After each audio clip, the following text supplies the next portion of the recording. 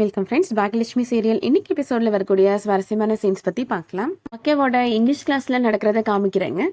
பழனிசாமி பாக்கியாட்ட கேட்கிறாரு, நீங்க தேங்காய் சாதம் நல்லா பண்ணுவீங்கன்னு அம்மாட்ட சொன்னதுல இருந்து அம்மா அதை எப்படி பண்றதுன்னு பாக்கியாட்ட கேட்டு சொல்லு சாமின்னு என்கிட்ட சொல்லிட்டே இருக்கிறாங்க அப்படின்னு சொல்றாங்க. எப்படி செய்யணும்னு மட்டும் சொல்லுங்க, நானே அம்மாக்கு செஞ்சு கொடுத்துடுறேன், இல்லாட்டினா வேலைக்காரங்கிட்ட சொல்லி செய்ய சொல்லிடுறேன் அப்படின்னு சொல்றாரு பழனி. கிளாஸ் முடிஞ்சதும் கேன்டீன் போய் நானே அம்மாவுக்காக சமைச்சு எடுத்துட்டு வரேன் சார் அப்படின்னு சொல்லிடுறாங்க பாக்கியலட்சுமி. நானும் அப்ப கூட வரேன் அப்படின்னு லோபிகா சொல்றாங்க. அம்மா உங்களை வர சொல்லவே இல்லையே அப்படின்னு பழனிசாமி கிண்டல் பண்றாரு. போங்க சார், அப்ப நான் வரல சார் அப்படின்னு லோபிகா சொல்லிடுறாங்க.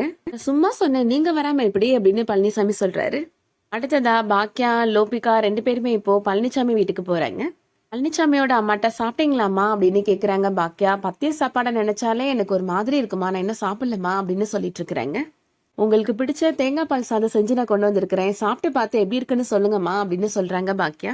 பழனிசாமி அம்மா இப்போ சாப்பிட்டு பார்த்துட்டு உண்மையிலே ரொம்ப நல்லா இருக்குமா அப்படின்னு சந்தோஷப்படுறாங்க.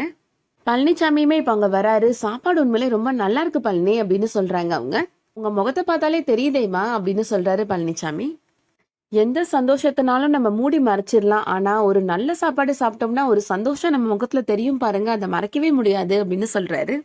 பழனிசாமியோட அம்மா பாக்கியாட்ட சொல்றாங்க, எனக்கு கொடுத்த 2 வாக்குல ஒரு வாக்க நீ நிறைவேற்றிட்ட அப்படின்னு சொல்றாங்க. இன்னொரு வாக்கு நீ நிறைவேற்றவே இல்லை அப்படின்னு சொல்றாங்க. அது என்னதுமா அப்படின்னு பாக்கியா கேக்குறாங்க.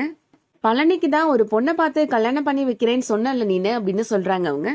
உங்க மாமனாரோட சொந்தக்கார பொண்ணு ஏதோ இருக்குன்னு சொன்னியே அப்படின்னு கேக்குறாங்க. நான் மாமாட்ட கேட்டு இன்னைக்கே சொல்றேன், கண்டிப்பா பழனிசாமி சாருக்கு கல்யாணம் பண்ணி வைக்க வேண்டியது என்னோட பொறுப்பு அப்படின்னு சொல்லிடுறாங்க பாக்கியா. அடுத்ததா பாக்கியா வீட்டுல நடக்கிறத காமிக்கிறாங்க. பாக்கியாவோட மாமனார் அவரோட ரிலேட்டிவ் ஒருத்தட்ட ஃபோன் பேசிட்டு இருக்கிறாரு.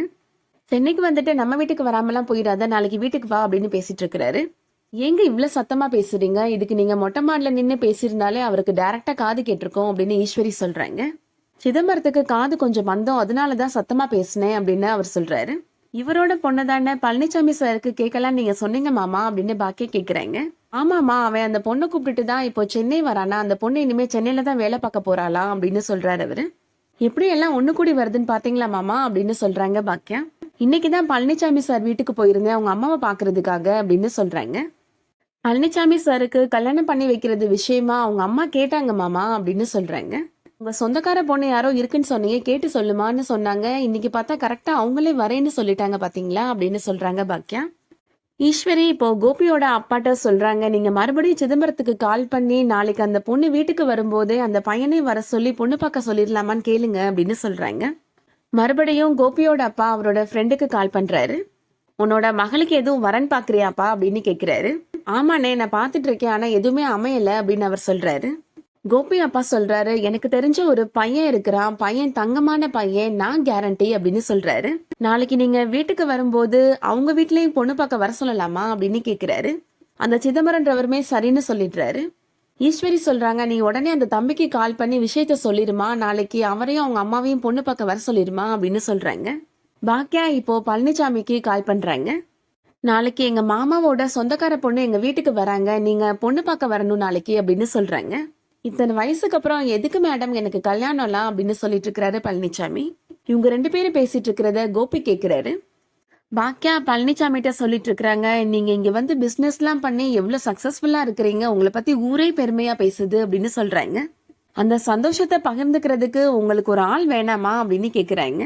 எனக்கும் அப்படி என்னைக்காவது தோணும் மேடம் அப்படின்னு சொல்றாரு பழனிசாமி. பாக்கியா சொல்றாங்க, அப்போ உங்களுக்கு தோணுது இல்ல, அப்புறம் எத்தனை நாள் தான் நம்ம தனியா இருக்கிறது, நம்ம கண்டிப்பா கல்யாணம் பண்ணிக்கணும் சார் அப்படின்னு சொல்றாங்க.